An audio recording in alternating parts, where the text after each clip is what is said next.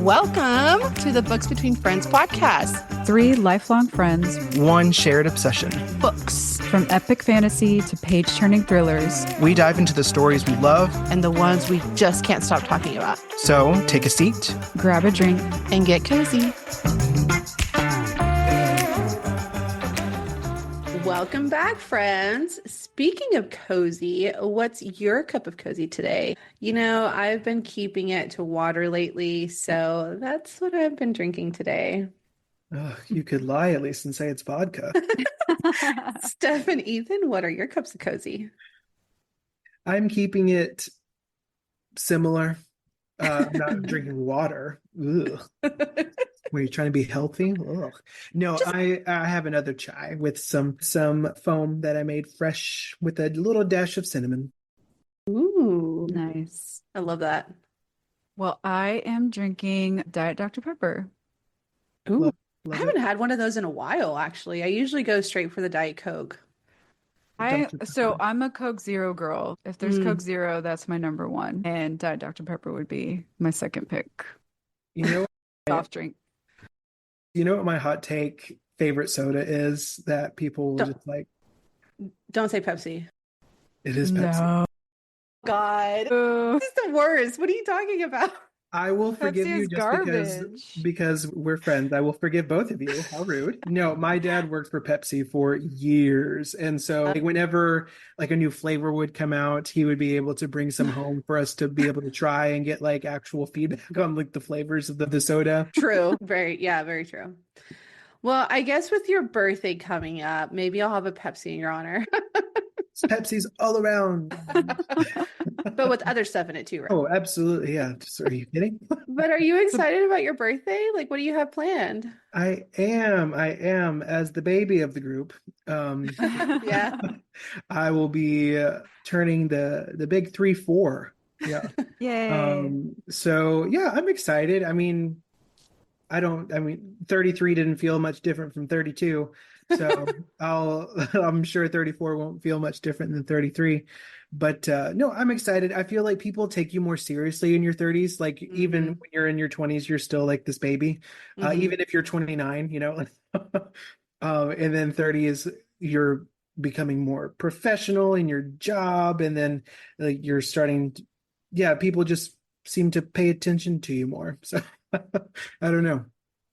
Well, the last time the three of us hung out was at your 30th birthday. So I still can't believe that was 4 years ago. I know, that's insane. Yeah, like too long. We've each seen each other since then, but just all three of us together. Yeah. It's been 4 years. That's insane. Well, hopefully once this episode comes out, we would have already reunited, and we can't wait to share that with everybody in our next episode. That's exciting. We're so excited to dive into part 6 of Onyx Storm, where we will discuss chapters 31 through 36. If you didn't catch our first 5 episodes of Onyx Storm, go listen to it now, then come back and join us for this episode. All right, you guys. So fair warning, once again, if you're listening to this episode, we're assuming that you've read all the way through chapter 36 of Onyx Storm. So there are going to be spoilers throughout this episode. So before we dive into the next 6 chapters, let's catch up on where we're at in Onyx Storm so far. Violet and Xaden were able to clean up the mess that Halden made of his meeting with King Cortland and Deverelli. But while doing so, Xaden lost control and channeled for a 3rd time by draining the alloy in Violet's conduit, showing that he's not safe anywhere, even on an island with no magic. After negotiating a deal with King Cortland, Violet and the task force returned to Biscayeth, while Xaden went to Orisha to hide until the red in his eyes faded. But they didn't go all the way back to normal this time. And at Battle Brief, they realized that Venin somehow know that the wards in Orisha are failing and are positioning themselves to attack whenever they inevitably do so. Someone on their side must be feeding the Venin info. Who could it be? And as if that wasn't enough to worry about, during Signet sparring class one day, a second-year cadet channeled, and she was executed on sight. But who else among the cadets has turned Venin? Feeling the pressure to find the cure ASAP, Violet decides that the task force will deliberately disobey the Cenarium's orders to report back between stops. After their next mission to Umbriel, they're going to continue searching the rest of the Isle Kingdoms without returning to Navarre until they either find what they need to save the continent and Xaden, or fail the entire mission and face treason once again. I honestly really loved reading about the different isles through these next few chapters.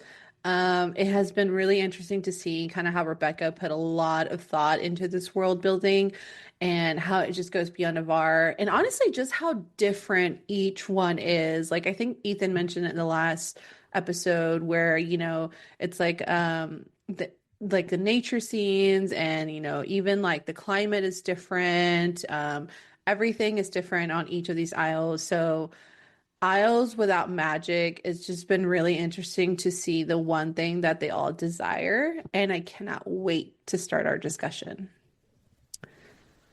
So, back to where we left off, Violet notices those blue-robed attendants with silver hair, and like I said, we've already known that her silver hair was going to be significant. And so now it's coming up at Umbriel. And not only does she see these attendants with like full silver hair, she also sees a child that has silver tipped hair like she does. And so that just really shocks her.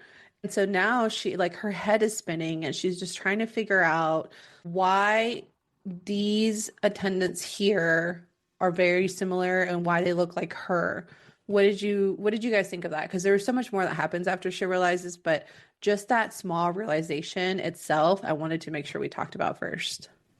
So that really made me wonder if Violet had been here when she was a baby, potentially, when her dad was there, researching their society and their customs. And is she somehow part of this community? Why does she have similar hair to this girl that she sees, who she says is 10 years old and has the same silver tipped hair as her? And I mentioned it in our last episode. I'm wondering if this prophecy theory has some legs to it. Did her dad, purposefully bring her here in preparation for becoming who she ultimately will be? Like, she's the heroine of this whole story. She's hopefully going to defeat the Venom ultimately. Yeah. My brain went in a similar strain, right? Like, she's been here before somehow. And then that's what made me think, like, when I was in the classroom, I always told my kids, make predictions. It's what makes reading fun to me. Like, you read something and then your brain starts firing in all these different directions. 99% of them will not be true, will not be accurate. But the fun is just thinking about it. Like, what are the possibilities of what it could be? And one of those possibilities for me is, what if Violet's adopted? What if she came from this island and on one of his many trips, Asher found her and took her back? Oh my God, you guys, wait a second. That just like clicked in my head. Remember, Andarna told her that she chose her because she was looking for someone with, what was it? The mind of a scribe and the heart of a warrior. And Umbriel, they devote themselves to Dune, the goddess of war and combat. So maybe she is from this island. Maybe she was adopted from this island, and Asher chose to take her in, again, going on the thought process of the prophecy that they were needing to raise someone with the mind of a scribe, and who better than Asher Sorengel to raise someone with the mind of a scribe, also someone who comes from this island of warriors, so that they also have a heart of a warrior. But she's the youngest, so wouldn't Mira known about this? True. She would have known that she was adopted, and it doesn't really. Which would make, if she's in on it, like if she knows, that would make his letter or note to her to only trust Mira even more true, right? Like, okay, you guys, I didn't mention this in the last episode, and I meant to, but when Mira and Violet talk about Mira's leave that she took, they mentioned that she went and visited their grandmother on their dad's side. And she also mentioned that their parents, for whatever reason they didn't say, their parents cut off communication with this grandmother when Violet was a baby.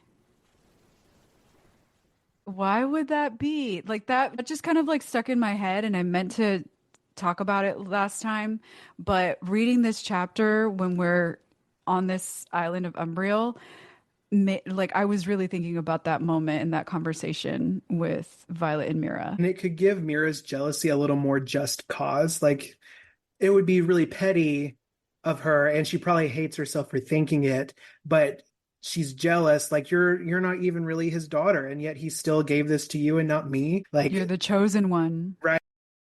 Pure conjecture, right? But Literally, I just yeah. thought it was an interesting vein to go in. But that's what this particular part made me think. I was like, what?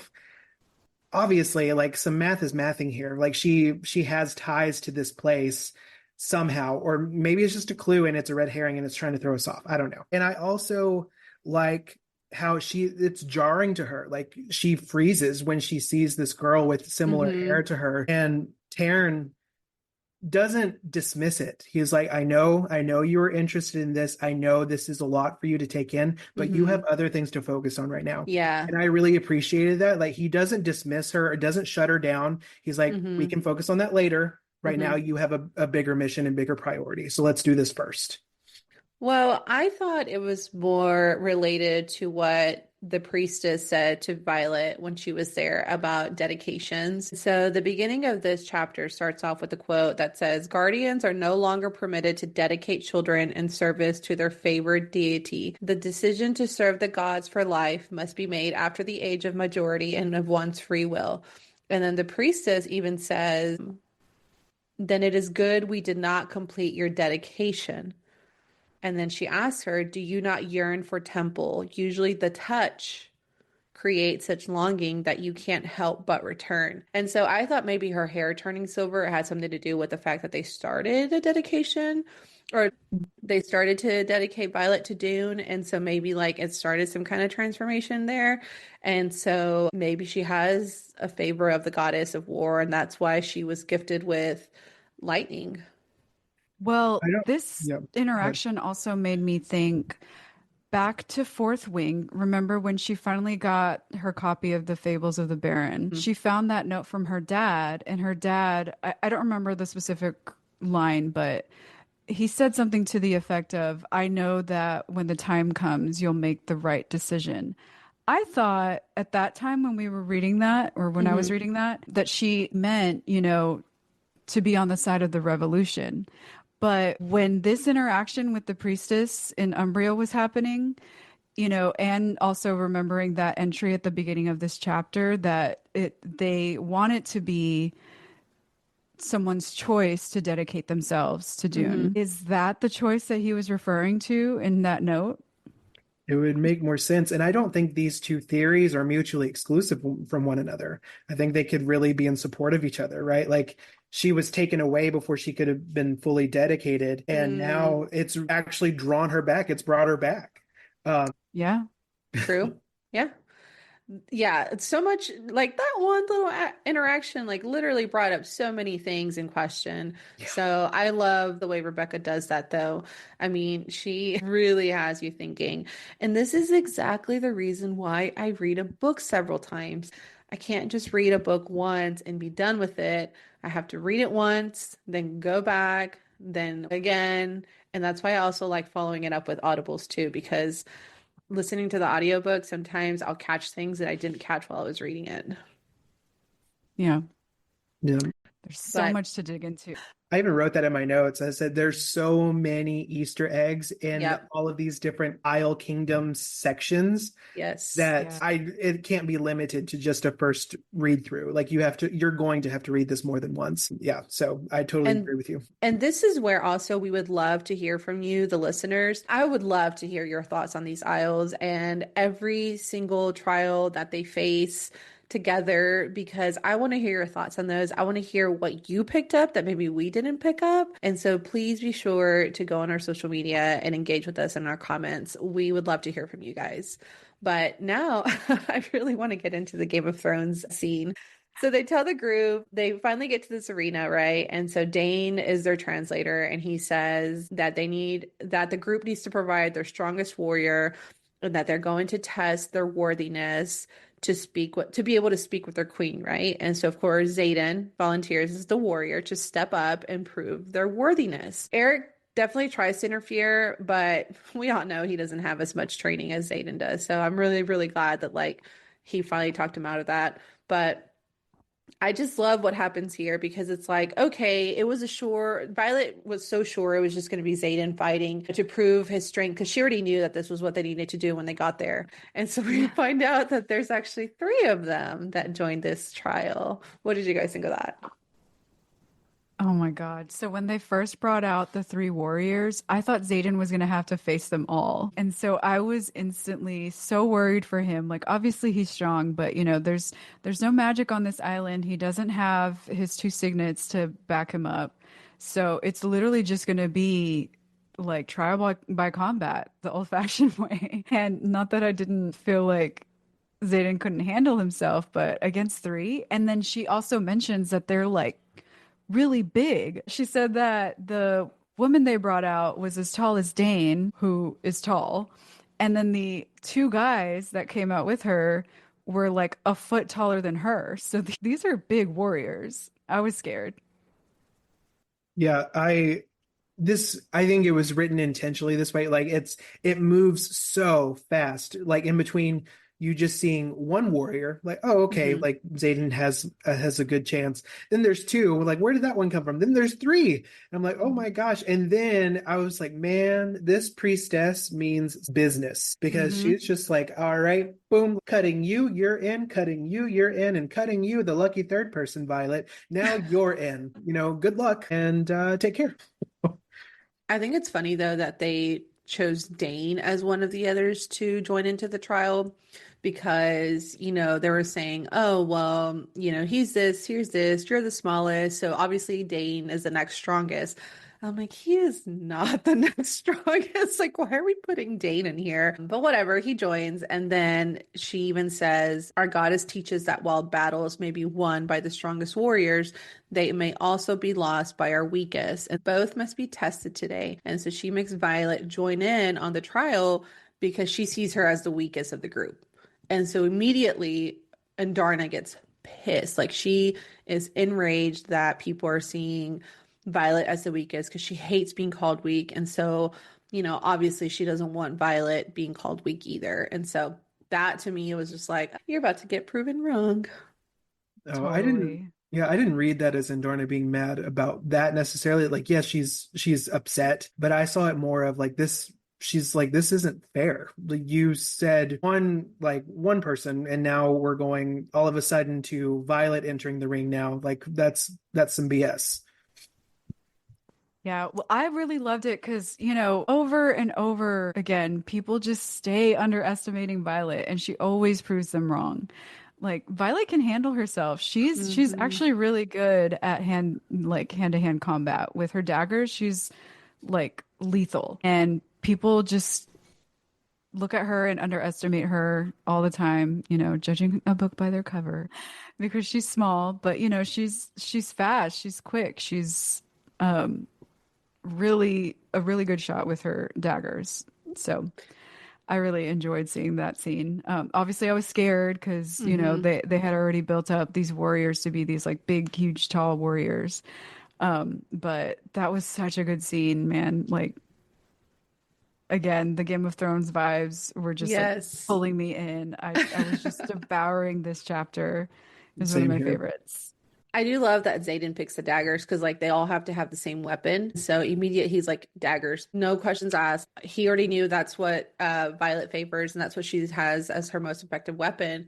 And so he was like, immediately, that's what it is. And so they had to win the best out of the three matches. And no surprise here, Dane goes down first. So it's up to Xaden and Violet to win their matches to be able to get that audience with the queen. And so I do love the way Violet knows how to use her disadvantages to her advantage. And she uses her opponent's momentum against her and immediately has her, like locked in and with a dagger at her throat. And so she's like asking her opponent to yield. And she's saying no because Xaden is pinned down.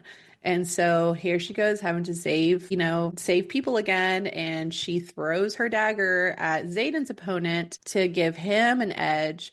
And they end up both winning their trials. So I thought that was pretty badass of her. It's like, okay, I'm winning mine. Now I have to save you so you can win yours too. Yeah, that was my favorite moment in this chapter. So, she's got her opponent pinned down. She's got a dagger to her throat. She's trying to get her to yield, and she won't because the priestess, before they started, she said best 2 out of 3. Dane's already out, so Xaden and Violet have to win theirs. And so that's why Marlis, that was the warrior that was against Violet, she wouldn't yield because she thought, it's We've got either this. I yield or your friend over here dies because he was about to get a dagger in his throat. And nope, Violet refused. She threw that dagger and made sure that both she and Xaden won their fights. So that was just my favorite scene so far in this book. Man, the one thing that it kind of struck me a little bit as like not weird, but it shocked me, and pun intended, was when there was lightning, or Violet described it as a storm. So there was lightning going on, there was like thunder booming, there was rain coming down. And so as all of this was happening, as they were fighting their trials, lightning actually struck right behind Marlis. And so everybody thought that Violet had wielded because, obviously she can wield lightning. And so they even said, like, lightning streaks downward and strikes to the left and right. Rock cracks, thunder immediately follows, rattling the ground and leaving only the patter of rain and silence in its wake. So if it is Violet wielding without her really knowing she's wielding, then that means that she is so much stronger than she knows. Like, she can wield more than just lightning. Like, she can wield like a storm, like her mother could, right? What did y'all think Seems about like that? it. I'm feeling the storm energy come in, right? And I think this is a nod back to the first time we meet Theophany, right? Where she's also a lightning wielder, but we get that glimpse of the tornado that knocks Taryn into the cliffside, right? Mhm. It says in the book that geographic location is just prone to weather like that. I'm thinking there's a little bit more to it, and Theophany probably did it. And I think that's a foreshadowing of what Violet is truly capable of. Mhm. And so this moment right here, when you see the lightning wielder, it struck me odd as 2 different things. One is that we normally get if it is Violet, we normally get like some kind of hint in the writing that this is really her. She's just not aware of it. Like, Mhm. there's something worded in a way, but I didn't get that same sense here. But I still think it's her that did it. And then 2, what struck me as odd, I'm trying to remember that I lost my train of thought. Why did they automatically assume it was her? Because she can wield lightning. But they don't And know that. no, that her group told her that. No, the Queen Marlis does it. She asks her, She did ask her. I thought it was Xaden She said, who "How did asked you her. do that?"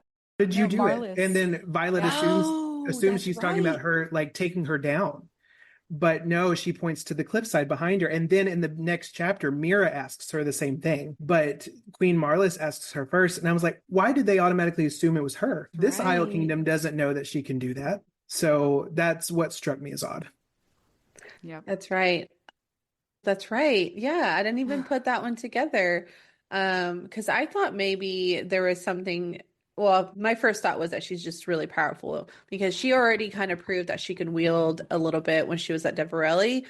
Even though the others couldn't, she still could because I think that she just has that special connection with Indarna, like we talked about. So I think that kind of plays in here, and she's just showing to be more powerful, especially with her emotions so high, with like her feeling Indarna's anger, her feeling desperate to save Xaden, and of course feeling desperate to win the trial because they need more answers, more alliances, right?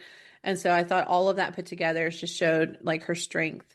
I also thought it was just kind of like a side thought was just like maybe the goddess Dune was showing her favor and she sent the lightning and the storm, but it was a side thought. I don't know. We're learning more about each god and goddess at each of these isles, which I think is really interesting. But anyways, I just thought that was cool. Clearly, Violet's very powerful and she still doesn't know it. Well, I So, think it's Andarna. I mentioned it last time. She kind of felt the power a little bit in Deverelli and, mhm, you know, put some power into the conduit that she was holding. And then now she's like during this scene, during the combat, she was really feeling Andarna's emotions. And I feel like that's where this power is coming from. I think mhm. Andarna is also a source of power. And unlike the other dragons who are cut off from magic right now. Yeah. Yeah, agreed. So it turns out Marlis is actually the queen, which I thought was like, oh, hey. I mean, I would want to be there too, like if I was the queen of that particular isle, you know. And so I thought that was cool, but it really goes to show what these islands that don't have magic really want, which is dragons. Right. That really surprised me. Honestly, no, that didn't really surprise me since that's already been brought up before. Yeah. Hmm. Yeah. I Yeah, that wrote in my was notes that funny. it just supports what was said earlier Right. about the dragon issue. Yeah. Yeah, So that's cool. she asked for dragons in exchange for helping to fight in this war. And at first she just told Violet, she didn't say what she wanted. She told Violet, well, the price is too high. And Hmm. then Violet insisted that she name her price. And she said, what every island wants, Hmm. dragons. So I Specifically wonder if 12 that. eggs. Remember, one of the questions that Narelle had for her was about the Crovelish uprising. So part of that theory that she talked about with Narelle was that an unnamed Isle kingdom had, I guess, was what was it, supporting the Crovelish uprising? Deverelli had brokered a deal between that island and Krovla for dragons. I wonder if, what is this island's name again? Unreal. Umbriel. Hmm. Yeah, Umbriel. I wonder if that was the island. Yeah, could have been. I mean, we know that's bleh. We know that's what they want. Hmm. And I also think it's interesting what she brought up about it. She goes, they weren't looking for feather tails because of their gifts. Like they're looking for these because they think they're malleable. So like she thought this whole time they were just looking for Indarna's kind too, or even just feather tails in general, because they wanted them for their magical gifts, but it's because they want to control these dragons. So they're kind of giving a little Venom vibe there. Did y'all think of that or no? Not specifically. So Marlis did say that they didn't want fully, she said kind of like offhand, well, not fully grown ones because she implied like maybe that the humans had made their dragons that way to be, so not Arrogant. independent. Yeah, arrogant maybe. I forgot Hmm. what word she used. But again, like these islands don't have dragons. They don't bond with dragons, so they don't have these conversations with dragons and know that, oh no, it's not the humans running the show here, it's the dragons. Like They no also one don't can have tell the dragons magic. anything. Yeah. I don't know, but that was interesting. She also thinks that by the time they get back to Beskayeth and they get desperate enough, she says, I wonder if a dozen eggs doesn't look like a bad price for saving the rest of them. Which Yeah. she's not wrong. Like right now, yeah, they may be like in shock, like, oh, I would never trade dragon eggs for an army. But if they got desperate enough, would they? Possibly. So like at the end of this whole scene in Unreal, I started thinking like they had three warriors ready for them. Like they knew they were coming Mm, specifically. yeah. So that, at the end of this chapter, I was thinking, what is going on here? Yeah. I wasn't thinking about that. I like that didn't click to me. I definitely thought about it more as like we start transitioning into the next Isle Kingdom Hmm. because it seems like Portland is the main thread between like all of these Isle Kingdoms, at least now that the Dragon Riders have come to the Isle Kingdoms and they've kind of activated some communication between the Isles, and Cortland seems to be the main thread that's keeping everyone informed. Like, hey, we just got these visitors; they're probably coming to you next. So it made me think of, well, what else are they capable of communicating about with each other? Right? Like, I'll get into that theory later, but it's definitely something that came up in my brain, that they're very distinct from one another, like these Isle kingdoms, but they're also still connected. Yeah. So they didn't get their alliance that they were looking for, and it turns out they didn't really find any of Andarna's kind at Umbriel. And so they move on to their next, which is, how do you say that? I've been saying it Hedotus? Vidiris and Hedotus. Hedotus. Okay. Hedotus, Hedotus. I would say Hedotus. Hedotus. Okay. So Vidarius. Vidiris? So I've been saying Vidiris. Okay. Vidiris. So they fly off to Vidiris, which is the capital of Hedotus. Okay, so the god's name is Hedion. Yes. So that's what I meant earlier. Hedotus. Right. Like, I really like that each isle is specific to one of the gods or goddesses that, that Navarre worships, because they worship all of them, right? And so each isle only picks one to really worship to. And so Violet is really excited to explore the city because it's a whole community built on knowledge and peace. So Violet tells the group that one of them has to prove wisdom in order to meet with the triumvirate. I thought it was interesting that at the very beginning of this chapter, the way it starts off is by saying, and this is Asher talking here, and he said, "It has been the experience of my lifetime to spend these months with others who value knowledge just as reverently as I do, but though their intelligence and their wisdom inspire me, their artifice terrifies me." And so the definition of artifice is clever or cunning devices or expedients, especially as used to trick or deceive others. So I had to look up artifice, so that's why I wrote it down. I was like, what? no, I'm glad you did, because it really helps explain what happens later. But to me, the big shock came when one of the triumvirate comes out with his wife, and the wife ends up being Xaden's mom. I had to shut my book here because I was like, Xaden's mom? Like, we haven't heard anything about her in any of these books, only that she left him. That's it. That's all we know about her. And so the fact that we're going to get to know more about his mom, just to me was just like her extreme shock here, Yeah. And that was like the last line of the book. Of that chapter. Yeah, or of the chapter, yes. Because he, so Ferris is the one that comes up to them on the beach. Yep. And then he says, "Oh, let me introduce you to my wife, Talia." And then she comes out from behind the group, and Xaden instantly freezes. Garrick also recognized her.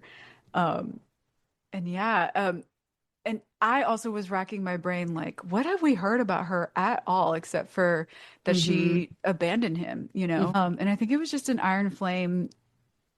Yeah, it was an iron flame. Violet asked Xaden about his mom, and he was just very standoffish about it and just said, like, oh, she disappeared and never came back. Yeah. And that's all we've ever heard of her. That's it. Yeah.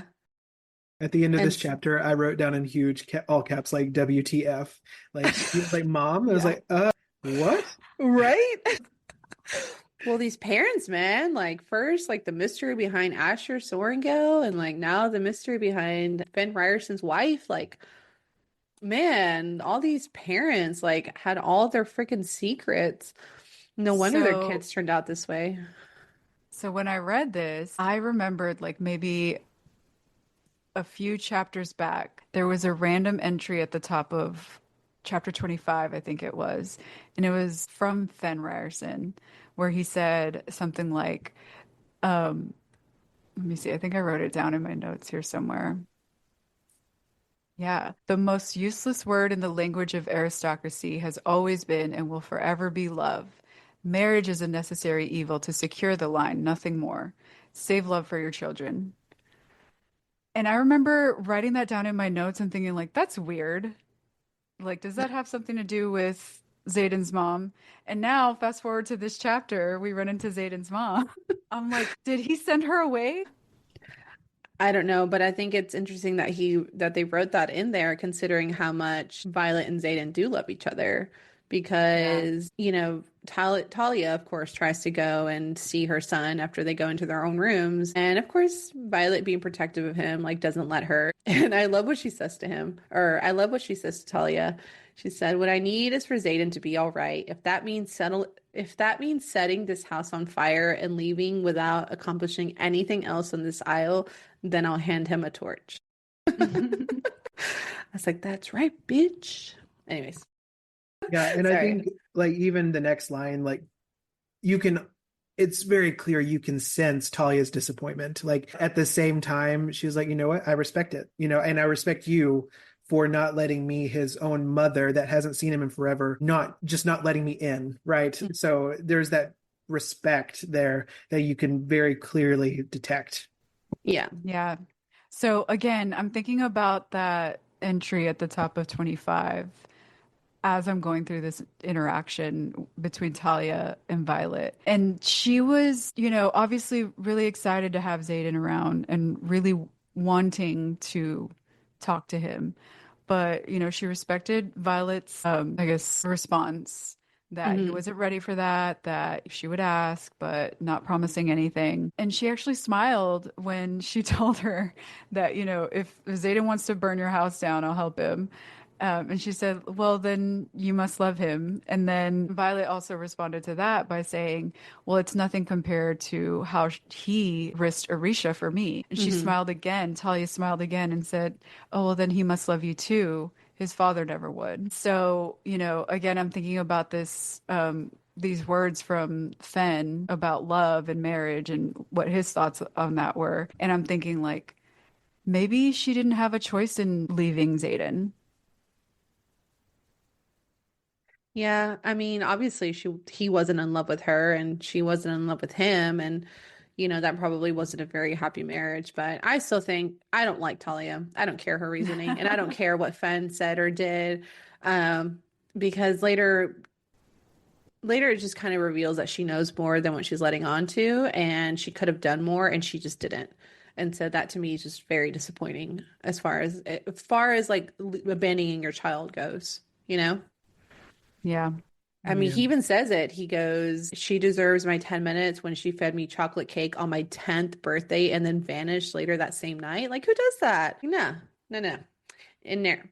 But anyway, so she invites them, she invites him to dinner, and he ultimately says yes. And before that, though, two things like that happened right before the dinner really stood out to me. The first one was he found out he has two half brothers, which if I were Zayden, like I would have left right there and then. I would have not given this woman any more time or any more of my time. And second, the other thing that really stood out to me was how he explained to Violet, like when you're transitioning into like more of your Ben inside, how your emotions like start cutting off, right? And so he really shares like with Violet how he's struggling with that because he tells her like, he recognizes the moments where he lacks emotion because he's Venom. And so he said that he's like, I'm aware of those moments where I lack emotion. I already feel it. It's like sliding over a frozen lake while a shrinking part of me screams that I'm supposed to be swimming in those pieces. I bartered away, and those feelings are right beneath the surface. But fuck, it's skating faster and a hell of a lot less messy. And so he doesn't want to be feeling these emotions. He wants to give those away. He wants to be feeling nothing. And so he's giving in more into his venom side, and he was being very vulnerable, but that scares me in thinking like more is going to come where he's going to want to shut down and he's going to start giving in more and more and more to the fact that being venom means you can shut off your emotions that easily, you know? Yeah. Yeah, I And the think he's last, go sorry, ahead. go Go ahead. ahead. Well, I was gonna continue that quote. The very last line that he gave was what scared me the most. He said, I get it now. It's not just the power that's addicting, it's the freedom to not feel this. And so I think that's something that a lot of people can relate to is like wishing your terrible feelings away. Like if you could just not feel those feelings, like what Yeah. could you be capable of? Yeah. So Ooh, that scared me. I like that. Um, I think this part, like we all picked up on this part. This is a big moment for Xaden. And he's revealing all of this, and I was like, oh shit. Like this is about to get real. Because where I see it going is that he's going to be so tempted to give in for the emotional side of things, not because of the power, but for the emotional side of things. And I don't think he's going to realize that you can't pick and choose which emotions you can let go. And so his love for Violet is going to be ebbing away as well. And for that reason, they keep on bringing back the idea of what he's always said. He's always said, I could never hurt you. I could never hurt you. I could never hurt you. But I think we're going to get to the point of where he will hurt her, and not emotionally, but physically, because he can't control it. Well, that's why I said, when he got a taste of her pure energy, I said, is that gonna trigger something in him that's gonna want to keep feeding off of her pretty much? Like, because that's what is keeping Jack alive right now is Violet's energy or Violet's power. And so I think that once he got a taste of that, he's just gonna keep wanting more, whether or not he wants it? Yeah. So I kind of took it a different direction. And this is something I think I forgot to mention. That was one of my thoughts in the scene where they were back in Deverelli and dealing with Halden's mess and King Cortland. What set Xaden off was seeing Violet get hurt. Like that's when he channeled from her conduit. And that made me remember that the Venom keep calling Violet his leash, like his innate need to protect her and to keep her safe is what causes him to give into being like leaning into this Venom side of himself. But I still think what Ethan said, like, kind of, I can see that where lack of emotion means lack of emotion. Like, you're not going to be able to pick and choose which emotion you are not holding on to. And so love is a really strong one. And I think eventually maybe that'll be the last one he gives away. But I still think that's coming. I still think that like that emotion that he holds with Violet will also fade along with his others. Yeah, because he also makes the decision to go to dinner after he sees his half brothers, right? And so I think he probably was strategic with that, because it's almost like a completely different side of him took over, and it's like, yes, let's go to dinner. And for me, I took that as like, oh, he's starting to realize like his lack of emotion, like he wants to lean into that, but now Hmm. he like feels probably some hatred, right? Hmm. Some disappointment, some Yeah. jealousy over these brothers that got a mother and he didn't. Like, let's lean into that a little bit more and make me feel something like where I have no choice but to feel, and let me lean into this dinner. Yeah. Let's talk about this dinner, by the way. This crazy dinner. Oh my gosh. Well, first of all, Violet is so smart. I think we've said that so many times. Very clever, clever girl. But of course, she realizes that the dinner is not just dinner, it's the actual test that they have to face. She asks, she's like, that's what this is, right? We're not in a formal setting, nor are there witnesses, but you're testing us. And so she pretty much, like, she's not a subtle person. She's very blunt. She goes right for it, right? And so they said, yes, this is the test. Talia is going to serve as the witness, but that she's the one that requested the informal setting, hence the dinner. And so they wanted to make sure that they were more comfortable. And so I thought the way that they did that was kind of interesting, that they had to set their jade stone in front of them to show that they approve, and all of them had to approve before they could pass the test. And so this whole thing was just like, what's going to happen? It was interesting to see that they were questioning all of the decisions that they have made so far, just to kind of test the wisdom of the choices that they've all made. And so one of them that they really honed in on was the fact that Xaden decided to cut off his engagement to Kat. And so they called that as unwise. And they even said, you know what? We'll give you our alliance right now if you and Kat get married. I was like, what? For what? Just because they're both part of like a province? Like, who cares? What is that going to bring to the table, you know? Yeah. And why does it matter to them whether or not Yeah. they get married? So weird. And Talia too, like trying to convince him. She's like, it's okay. Like it's just for 3 or 4 years. Obviously, talking about her own marriage that she did it, as a contract and nothing else. Yeah. But of course, Zayden being Zayden, I love it. He goes, okay, fine. Drop the papers. Make it for a lifetime. Anything less is unacceptable.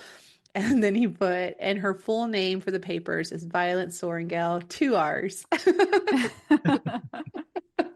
I said, that's right, bitch. You're gonna marry Kat. Been there, done that. They already tried it. It failed. Yeah. And I thought Kat's response was also funny because she was just like, I mean, I said yes, but he said no. And then he Right? met Violet, and now they're them. And honestly, it's probably wiser because they're the two strongest writers on the continent.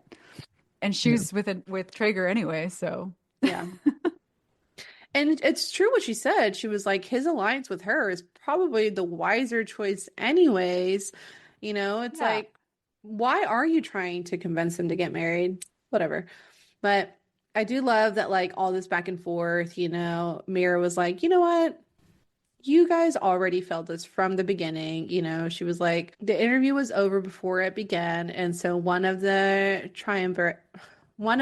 said, you know Mhm. what? Yes, you're right. And so she put her jade stone as her approval. So they passed. The first one said yes. And so now they needed the other two to agree to them. Yeah, so then Rosalind was the one who asked the next question. She asked Violet, so what do you think of our city?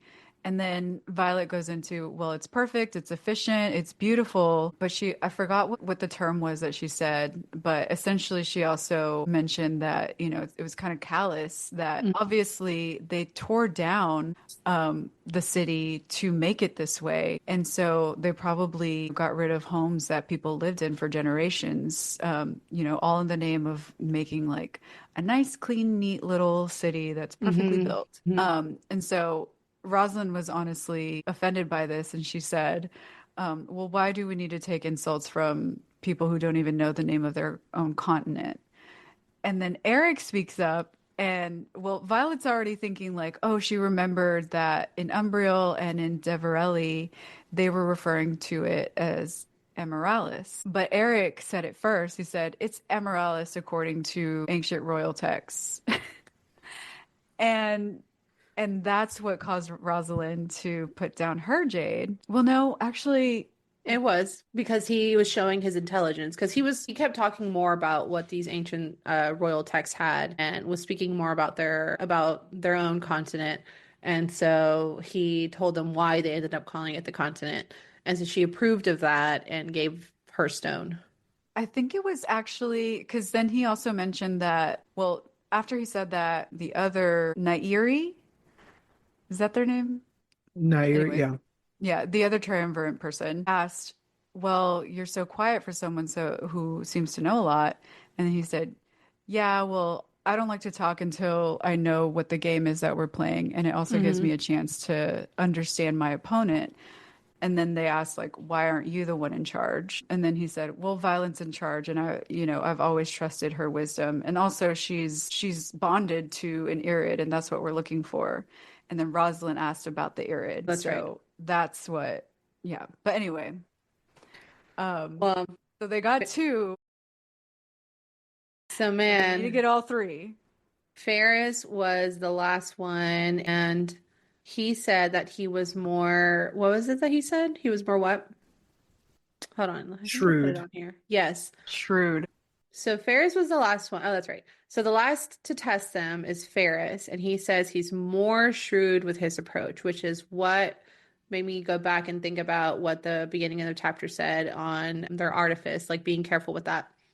And so I thought, here we go. Here comes the true test. Because like the other ones just seemed like they were answering some questions and then that was it. I'm like, it can't be that easy. And so he brings out dessert. He was like, all right, let's have dessert first, guys, and brings out Zayden's favorite, or actually Talia is the one that brings it out. And so a comment was made about that where it said, oh, I do hope we're having anything with chocolate because Talia has been stockpiling the chocolate for weeks. And so then Violet's like, wait, they've been stockpiling it for weeks. Then she must have known that they were coming, going back to what you guys said about the 3 warriors at Umbriel that they have been waiting for them. And so she puts it together that Cortland has probably been contacting the other Isles and has been telling them about the visit. So Talia's shock of seeing Xaden was all fake, because she knew he was coming. And then Violet felt like something was wrong when they didn't have the forks for their cake, the triumvirate, when the triumvirate didn't have the forks for their cake, she immediately stopped Xaden from eating the cake, and she took Eric's fork, and Mira and Kat caught on immediately and didn't eat it. But unfortunately, Garrick didn't, and he actually collapsed and stopped breathing. What did you guys think about that? So this is the moment I turned on Talia. I'm telling you, I didn't like her from the Yeah. beginning. Yeah, when Ferris said that about like, oh, I hope it's something chocolate because Talia's been stockpiling chocolate for weeks, because she knew that chocolate cake was Zayden's favorite. So yeah, and then Violet even thought like, oh, they knew, and Talia's surprised reaction was fake. And I was like, that bitch. I do hate that, but I don't think she knew about the whole chocolate cake thing. Yeah. Because she was just as surprised that Garrick had collapsed. And so here I thought, well, damn, we just lost Garrick, Zayden's best friend. We just lost another, like, maybe not the favorite, but we all know he's a pretty good character. So I was pretty upset that happened. But thankfully, it was just his heart was still beating. So, Yeah. what are your When thoughts? when this happened, I was immediately, because it also mentions that the other two, Rosalind and Nairi, they're having their own like gastrointestinal problems because they're like clutching their stomachs too. And I was like, okay, it's about to get real, because like I was like, Violet has poisoned them, like, and so she's playing a battle of the wits here, right? I immediately picked up on that, and I was like, well, if she poisoned them, then that means that they've probably poisoned someone in their party. And then that's when the chocolate cake was being brought out, and that's when Ferris said, oh, can you get us 3 more spoons, we're missing some. And I was like, oh, it's the cake. Okay, that makes sense. And that's also when I started to turn on Talia as well. I was like, man, that's pretty shitty. But then I was like, well, she seems like pretty shaken up about it as we read on further. And I was like, so she probably was like really excited that Xaden was coming. Like she knew about this already. She knew her son was coming. She's going to stockpile some chocolate because she knows that's his favorite. But that's probably where her knowledge stops on the matter. Right. So this whole scene, I was like, oh, and I needed to immediately go to the next chapter. Yes. I do love though that Violet already thought ahead and was like, you know what? It's going to be a tit for tat kind of thing where like I poison you, you poison me, I poison you, and let's see who gives up the antidote first, right? And so that's exactly what she tries So to do. crazy. It's like, hey, I will give you the antidote for your poison if you give it for ours. And, he was like, no, this was a test. Who was going to be wise enough to not eat the cake and you failed. And so he wasn't going to give it up. He was trying to call a bluff and say that Violet didn't poison them. And if she did, he was willing to die for that. And so Taryn, I love that Taryn always like inserts reason whenever she starts kind of like struggling with like what to do next. He's like, okay, stop thinking like you and think like him. And so she goes into action immediately and like goes into the kitchen. She's like, okay, the cook, right? The cook must have put something in it. Let's see if he'll tell me. And so she runs to the cook and immediately sees the blue under his nails. I'm like, I don't know if I would be running into a kitchen and looking for answers. Would I look immediately at somebody's nails? I don't know. Right? I think she just happens to notice it. Like she's getting to him, and then like there's some kind of scuffle, and then during the middle of that, she notices his fingers. Like, oh wait, they're stained blue. That has to mean something. And then she starts thinking Yeah. that in her head. Yeah, so she goes into the kitchen and asks for the cook, and they point to the pantry, and he's in there. And he had like a knife or something that he tried to attack her with, which LOL. Right? She's not the one. We'll try it. But anyway, she quickly makes him realize like this isn't an even match here, so don't try me. And then he puts his hands up, and that's when she noticed the blue fingers because he was begging like, please no, I have a family and a wife. Oh, that's right. So that's how she noticed. But I did not pick up on that Rosalind and Nayeri were having issues leading up to the cake scene. So like I was totally shocked when Ferris was like, "Okay, is this the point where you like threaten to kill me if I don't give you the antidote?" And she was like, "No, this is the point where I tell you I already killed you because I also poisoned you." Like I did not see that coming at all. They say Ferris is talking about bringing out a dessert, and then one of them says, "Gosh," Oh, that or she doesn't know if talks she's about up. she knows how rare it is, how rare chocolate is around that part, and she's like, "Though I don't think I'm going to be up for sweets much tonight," as she holds her stomach, and then Rosalind, as she holds her stomach, yeah, yeah, I agree, I'm with you there. So it's like, Because okay, Violet already poisoned them. Ferris also starts holding his stomach, and that's when I picked up. I'm like, yeah, of course she poisoned them. I mean, she did that during her first year to survive all the sparring and all the what's it called? All the sparring, right? Yeah, sparring. Okay. I was Yeah. like, and so of That- course she's gonna think about that. And she knows she has to outwit somebody that thinks he's clever, you know? And it was so funny when she revealed that. And then it like right after that, I think it was Nayeri starts vomiting. Oh yeah. And she's like, shoot, my calculations were off because she had just said like you'll start like vomiting in like 10 minutes. Yeah. And then Mira responds like, oh well, she had 2 cups of tea. This whole section was giving erudite from Divergent. Like I was Yes. picturing Kate Winslet the whole time. Like instead of Ferris, I was picturing Kate Winslet talking to Violet in her very Mhm. like blue suit, like blue pantsuit, Yeah. and That's right. That's stern right. look on her face. Yeah. So this chapter actually ends on a cliffhanger that I'm really upset about because we're gonna have to wait until next week to get into it. But Ugh. as Violet notices the blue and she realizes what the poison is, the cook decides to attack and actually gets Riddick on the side. She notices the knife the cook had is lodged into Riddick's side. And that's how it ends. And we have to wait till next week to see what happens. Not Oh, Riddick. Riddick. Oh, I told you guys. I told you. I said this is going to be another Liam story where we lose somebody that we love. But, well, we shall see. all right, friends. Quite the cliffhanger there, but that's the end of our deep dive for this week's episode. We're going to discuss some of our predictions and final thoughts as we wrap up the episode. And again, I don't like this me not going first on this section, so someone else. So this is a thought that I had, and I've kind of already compared some of these moments to Harry Potter before, but Violet just reminds me of Hermione when it comes to facing all these trials. It's like she knew all of their customs. She knew everything that they needed to know about each one as they went in, you know, knowing the knowledge or having the knowledge of each history, ensuring that she was up to date on everything that they did.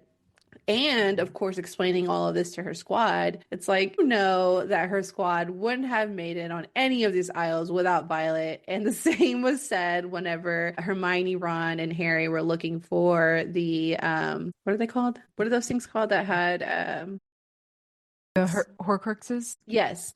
So you know that whenever Harry, Ron, and Hermione were looking for the whole cruxes, they would not have survived without Hermione. And so that just kind of gave me like that's exactly what I was thinking about when I was thinking of Violet and all this knowledge that she had and how she pretty much saved everyone's ass on each of these aisles so far.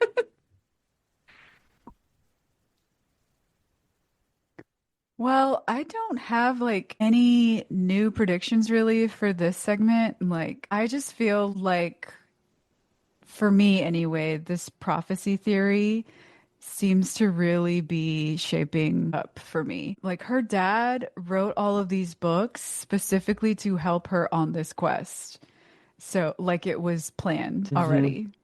So, yeah, it just really does click for me that I don't know, it fits. Yes, I would agree with that. I think everything we've read in this section kind of supports that because, I mean, everything is very customized for Violet. Like this has been set in motion. It appears to me, at least, like reading between the lines, that this has been this has been planned. But I'm with you, Steph. I don't really have any new predictions either. Like all of my predictions and theories still kind of hold true for me. Like I still think, Brennan has the potential to be, a villain. I think the only new thing that wouldn't surprise a lot of people is that I think Asher actually did find the Irids. I think he found the Irids or at least had a really good idea of where they are. And this is kind of like a national treasure quest on how to find them. Wait. Okay, I completely forgot that I had this thought throughout this section. Okay, so first in Deverelli, we find out that apparently Navarre has been trading with Deverelli for at least a century because of something that Cortland said to Haldit, the artifacts he was trying to steal from him. And then in Umbriel, Eric just all of a sudden starts speaking fluent, whatever their language is. And nobody knew that he could speak it. Like Dane has been spending all this time trying to research and learn their language, and it's like painfully trying to translate for them. And then Eric just starts fluently speaking to them.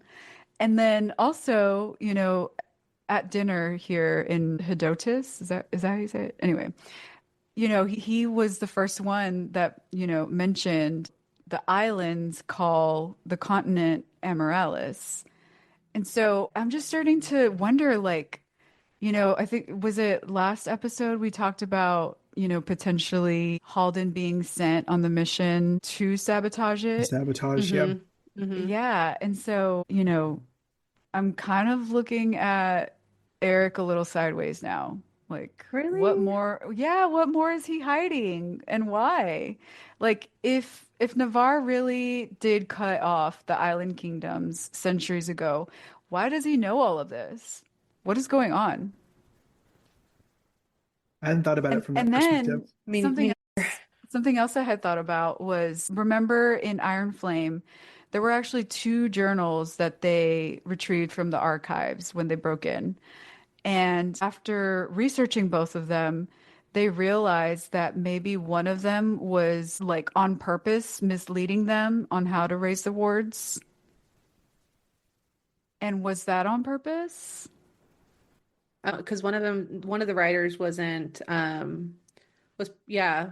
mention the 7th dragon on purpose. Yeah.